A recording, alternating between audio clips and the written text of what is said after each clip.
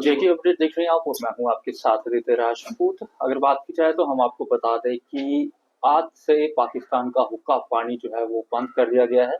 और इसी के चलते अगर बात की जाए तो ये पूरा इंसिडेंट जो है वो पहलगाम में हुआ था। पहलगाम में जिस तरीके से आतंकियों की तरफ से जो टूरिस्ट हैं उन्हें निशाना बनाया गया और आइडेंटिटी कार्ड चेक कर कर जो है उन्हें जो है वो निशाना बनाया गया। और उसी के बाद से अगर बात की जाए तो पूरे देश भर की नजर और साथ ही साथ जम्मू कश्मीर के लोगों की नजर जो है वो पहलगाम इंसिडेंट पर बनी हुई है। और ये सोचा जा रहा है कि आखिर पीएम मोदी क्या स्टेप उठाएंगे, लेकिन पीएम मोदी की तरफ से जो है हुक्का पानी बंद कर दिया गया है पाकिस्तान का। और ज्यादा बातचीत करने के लिए मेरे साथ जुड़ चुके हैं रिटायर्ड कर्नल एस पठानिया जी, एस पठानिया जी। इनसे हम बात करेंगे और जानेंगे इनका क्या कहना है। आपको हम बता दें कि इनको शौर्य चक्र जो है वो भी सरकार की तरफ से जो है वो मिला हुआ है। एक्सपर्ट है, इनसे हम बात करते हैं। सर, किस तरीके से देखते हैं जो पाकिस्तान की तरफ से कायराना हरकत जो है वो पहलगाम में की गई? देखिए आदित्य जी, सबसे पहले तो मैं उन जो हमारे जिन्होंने अपनी जान गंवाई है वो मार्टियर्स कुछ हद तक हम उनको कह सकते हैं, क्योंकि देश के लिए मरे हैं, उनको श्रद्धांजलि देता हूँ और उनके परिवार को अपनी डीप कंडोलेंसेस देता हूँ। अभी ये जो घटना है इसको मैं देखता हूँ कि ये कहीं ना कहीं जो पुलवामा अटैक हुआ था उससे ज्यादा सीरियस है जी। क्योंकि जिस तरीके से इसको प्लान किया गया, एग्जीक्यूट किया गया, मासूम निहत्थे लोगों को जो अपना यहाँ पे कश्मीर में घूमने आए थे, they wanted to have a good time, और उनको रिजल्ट क्या मिला।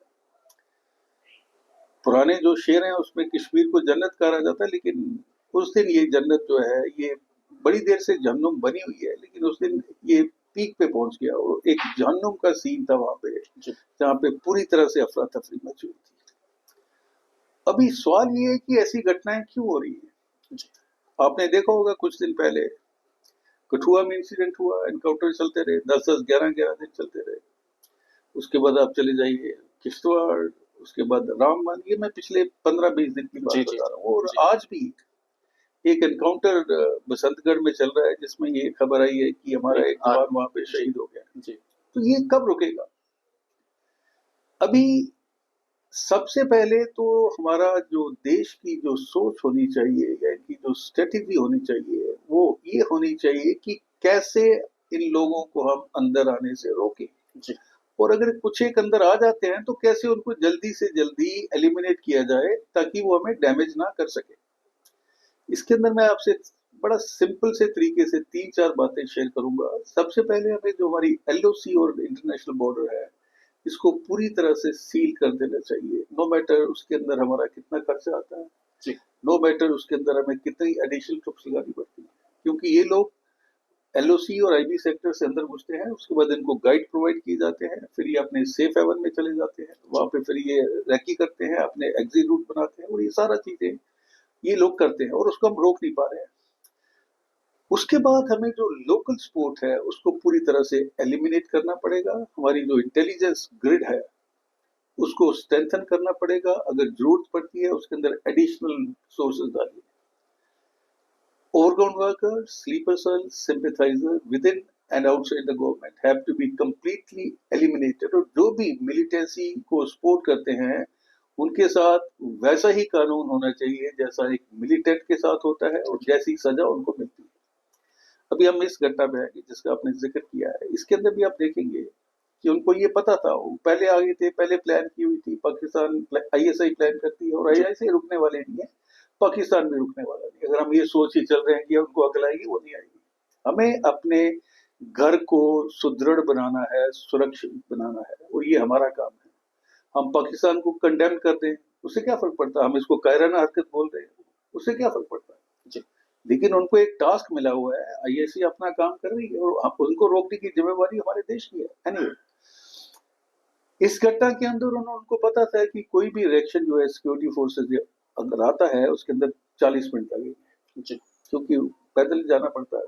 उसके बाद उन्होंने 15 मिनट के लिए इसको प्लान किया, एग्जीक्यूट किया। 25 मिनट का उन्होंने पहले रिहर्सल कर रखी थी और वो काम करके अपना निकल गया। अभी हम उनको क्या पनिशमेंट देते हैं वो बात की बात है, लेकिन उससे फर्क नहीं पड़ेगा क्योंकि हमारी बेशकीमती जो जाने हैं वो तो हम गवा चुके हैं।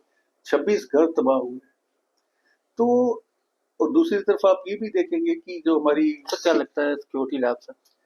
देखिए इसमें तो कोई शक नहीं है, हमारी आप एक लैब्स लेके नहीं चल सकते। मैंने आपको वजह गिना दी कि हमारा इन्फिल्ट्रेशन बंद होना चाहिए। सिक्योरिटी, अब ये लोग सवाल पूछते हैं कि अगर वहां पे 4,000 या 2,000 टूरिस्ट आते थे दिन में तो क्या उसके नजदीक कोई पुलिस की या आर्मी की कोई पोस्ट थी? अभी जो खबरें आ रही हैं उसके हिसाब से नहीं थी। तो बात वो नहीं है लैब्स की, बात यह है कि एक घटना से हम क्या सबक सीख सकते हैं और वो कहाँ जो कमियां हैं उनको कैसे हम दूर कर सकते हैं, ये हमारा मेन मुद्दा होना चाहिए। उसके बाद की अगर हम अभी बात करें, जैसे मैं सीज फायर वायलेशन की बात कर रहा हूँ, हर बार वायलेशन जो पाकिस्तान से होती है जी, हम क्यों नहीं करते जी?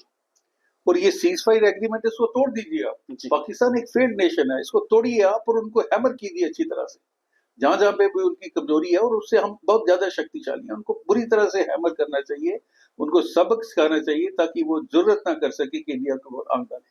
अभी हम बात करते हैं जो अभी मेजर्स जो लिए गए हैं हमारे प्राइम मिनिस्टर साहब ने कैबिनेट कमेटी ऑफ सिक्योरिटी के अंदर, सबसे बड़ा जो मेजर जो मेरे को लगता है वो ये है कि इंडस वाटर ट्रीटी, इसके फौरन परिणाम नहीं आएंगे, इसमें टाइम लगेगा, लेकिन एक डिप्लोमेटिक एफर्ट जो है वो अच्छी शुरुआत होगी है। इसके बाद आपने इनको भी देखा होगा कि अटारी बॉर्डर बंद कर दिया गया है, वीजाज इनके उनको वार्निंग दे दी गई है, हाई कमीशन के अंदर से हम अपने बंदे बुला रहे हैं, उनकी संख्या कम कर रहे हैं।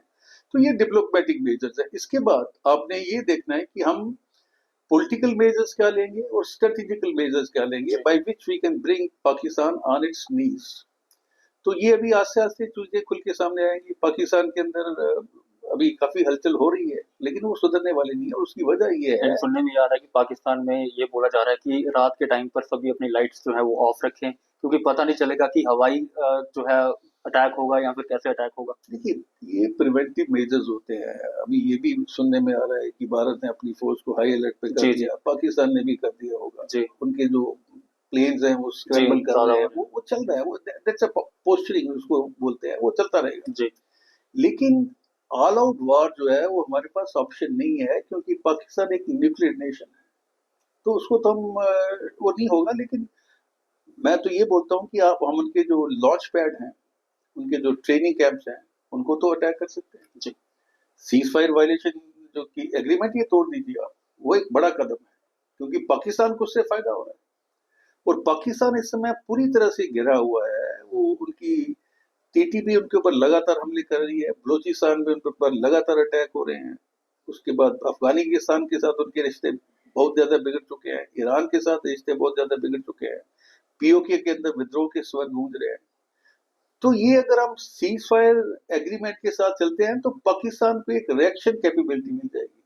अगर हम ये तोड़ देते हैं फिर उसको जबरदस्ती यहाँ पे अपनी ट्रुप्स लगानी पड़ेगी और बाकी एरिया खाली करने पड़ेगी, वो एक ज्यादा स्ट्रेटेजिकल मूव है। उम्मीद है आने वाले समय में हमारी गवर्नमेंट जो है इसके बारे में कुछ विचार करेगी और सख्त मेजर लेगी, ताकि पाकिस्तान जो है उसको उसकी औकात याद दिला जा सके, उसकी जो असलियत है उसको रियलाइजेशन कराया जा सके। पुलवामा अटैक अभी तक लोग भूले नहीं थे, उसके बाद पहलगाम में अटैक हो गया, और उसके बाद उड़ी में जो है वहाँ पर सीज फायर जो है वो हुई, आतंकी जो है वहाँ पर देखे गए, वहाँ पर भी अभी जो है गोलाबारी चल रही है। उसके बाद अगर बात की जाए तो आज सुबह उधमपुर में जो है एक जवान शहीद हो गया। तो क्या लगता है कि कहाँ पर जो है किस तरीके से जो है एक स्ट्रेटेजी बनानी चाहिए? देखिए, मिलिटेंसी के अंदर स्ट्रेटेजी जो है आईएसआई लगातार बदल रहा है। वो उसको आप हाइब्रिड वॉरफेयर बोल दीजिए इनकी तरफ से, और वो अनप्रडिक्टेबल हो गए हैं कि वो कहाँ अटैक करेंगे। इसका ये सबूत आपने देखा जो पहलगाम में अटैक हुआ, वो बसंतगढ़ में भी घुस रहे हैं। और हम लोग क्या बोलते हैं कि मिलिटेंसी जो है अपनी आखिरी सांसें ले रही है, मेरे को तो कहीं दिख नहीं रही वो आखिरी सांसें। On the contrary Jammu region के अंदर वो बढ़ रही है। कश्मीर कुछ देर से क्वाइट था और ये बहुत बड़ी घटना होगी वहां पे। ऐसी सिचुएशन में जरूरत है कि हमारा जो माइंड सेट है वो बदले, आउट ऑफ बॉक्स थिंकिंग हो। और आउट ऑफ बॉक्स थिंकिंग क्या है कि मैं तो बड़े चैनल पे ये बता चुका हूँ कि ये समय आ गया है जब आप एक आर्मी जनरल को यहाँ लेफ्टिनेंट गवर्नर लाइए और उसके 2 एडवाइजर रखिए, एक कश्मीर में एक जम्मू रीजन के अंदर। और ये पहले हो चुका है, जब जनरल कृष्णा राव यहाँ थे उनके 2 एडवाइजर थे, जनरल सालंकी और जनरल जकी। और 90 से 95 का जो दशक था उसके अंदर सबसे ज्यादा मिलिटेंसी थी। तो ऐसे मेजर्स हमें लेने पड़ेंगे, एक्स्ट्राऑर्डिनरी इनोवेटिव मेजर्स। मैं ये भी बताता रहता हूँ कि भाई आप डीसी और एसएसपी को काउंटर टेररिज्म ग्रेड में लाइए, उनको अकाउंटेबल रखिए, एसएचओ को अकाउंटेबल रखिए जी, क्योंकि इनके पास तो सारी खबर होती है। और इससे हम जो प्रॉब्लम हमारी सिर्फ टेररिज्म नहीं है बल्कि नार्को टेररिज्म है। और नार्को टेररिज्म को मैं टेररिज्म से ज्यादा बड़ा मानता हूँ, अंदर हमारा बहुत ज्यादा नुकसान होगा जी। तो ये सारी चीजें गवर्नमेंट को संज्ञान लेना पड़ेगा और कड़े कदम उठाने पड़ेंगे। तो सर जिस तरीके से बात की जाए तो कल आर्मी के जो पाकिस्तान के आर्मी के जो चीफ हैं उनकी तरफ से एक बयान दिया गया, आज़ाद कश्मीर है, आज़ाद कश्मीर हमारा है। देखिए, ये उसको वो गुलाम कश्मीर बोलते हैं, हम वो आजाद कश्मीर बोलते हैं, ये नौटंकी है, इससे कोई फर्क नहीं पड़ता है। पीओके का जो हिस्सा है वो 47 के बाद पाकिस्तान के पास है। क्या हम पीओके ले सकते हैं? आई एम आई डाउट, क्योंकि पाकिस्तान इस समय अकेला नहीं है, चाइना उसके साथ पूरी तरह उसको एम्पावर कर रहा है, बांग्लादेश आस्ते आस्ते उनकी तरफ झुक रहा है। तो पीए को ये सिर्फ जुमलेबाजी आप बोल लीजिए। अगर इतनी हमारे अंदर सामर्थ्य है तो अभी इससे बड़ी अटैक क्या मिल रहा, अटैक कीजिए, पीओके ले लीजिए। तो क्यों नहीं कर रही गवर्नमेंट? वो इतना आसान नहीं है, क्योंकि कोई भी नेशन जो है अगर लड़ाई होती है फुल फ्लेज कन्वेंशनल वॉर, उसके बाद अगर न्यूक्लियर वॉर होता है उससे तबाही है, that is not A option. तो सर अगर बात की जाए तो अब जिस तरीके से 5 जो है वादे कर दिए गए हैं पीएम मोदी की तरफ से, उसके बाद पूरा देश जो है पहलगाम पर नजर बनाए हुए है कि पहलगाम के बाद अब किस तरीके की कार्रवाई जो है वो पाकिस्तान के ऊपर होगी। लेकिन सर आप कोई किस्सा शेयर करना चाहेंगे अपना? मेरा कोई किस्सा नहीं है, मैं बता रहा हूँ ना कि इस समय हमारे किस्से पुराने हो चुके हैं। इस समय जो सबसे बड़ा वो किस्सा है कि हमें जो है ये जो रिफ्ट क्रिएट की जा रही है दोनों रीजन्स के अंदर, हिंदू मुस्लिम किया जा रहा है, वो देश के लिए ठीक नहीं है। और खासकर मैं तो ये मान के चलता हूँ कि इस समय ये जरूरी हो गया है कि जम्मू को एक सेपरेट यूटी बनाया जाए। 42,000 स्क्वायर किलोमीटर का जो एरिया है वो एज ए यूटी आप इसको मैनेज नहीं कर सकते, और खासकर यहाँ पे जब मिलिटेंसी है। तो अगर हम बात करते हैं कि कश्मीर को एक अलग यूटी बनाया जाए, जम्मू को एक अलग यूटी या स्टेट बनाया जाए, तो उस समय हमारी डेवलपमेंट भी होगी और मिलिटेंसी के ऊपर भी हम अपने जो रिसोर्सेज हैं, सोर्सेज हैं, हमारी जो वेरविदौल है उसको कंसंट्रेट करके हम अच्छे परिणाम हासिल कर सकते हैं। क्योंकि 26,000 स्क्वायर किलोमीटर एरिया होगा। मैं आपको बता दूं, गोवा जो है उसका जो एरिया है वो तकरीबन 3,500 स्क्वायर किलोमीटर है, हमारा 26,000 है सिर्फ जम्मू का। तो वहाँ की जो पॉपुलेशन है गोवा की वो सिर्फ 17 लाख है। फुल फ्लेज स्टेट जम्मू क्यों नहीं बन सकती फुल फ्लेज स्टेट? और कश्मीर को जैसे गवर्नमेंट डील करना चाहिए कि करे उसको। चलिए सर, बहुत शुक्रिया बात करने के लिए। तो आपको हम बता दें कि ये थे हमारे साथ रिटायर्ड कर्नल जिनसे हमने बात की, और इनका साफ तौर पर ये कहना है कि पाकिस्तान के साथ अब सभी रिश्ते जो है वो तोड़ देने चाहिए, सभी आर्ग्यूमेंट्स जो एग्रीमेंट्स हुए हैं वो सब तोड़ देने चाहिए, और पाकिस्तान को उसकी सही शक्ल में जो है वो लाना पड़ेगा। क्योंकि अगर बात की जाए तो पीएम मोदी की तरफ से साफ तौर पर पाकिस्तान का हुक्का पानी जो है वो बंद कर दिया गया है, लेकिन उसका भी असर आपको आने वाले कुछ महीनों में या कुछ हफ्तों में जो है वो देखने को मिलेगा। आप लोग इस वीडियो में नीचे अपनी राय जरूर रखिएगा। तब तक बने रहिए के अपडेट के साथ। जम्मू कश्मीर की खबरों के लिए जुड़े रहिए जेके अपडेट के साथ।